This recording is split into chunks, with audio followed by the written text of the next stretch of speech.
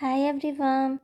In this quick tutorial, I will show you how to compress an image using the ILovePDF app.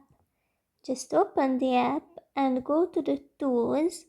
Now scroll down and here you can find the compress image button. Tap on it. Now choose the file you would like to work with. This one here is 1.7 megabyte. Let's see what happens with it. Click on next and wait a few seconds.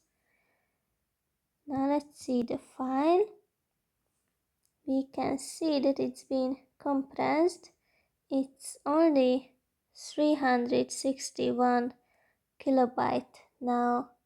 So we were successful and I hope this will be useful for you as well. Thanks for watching.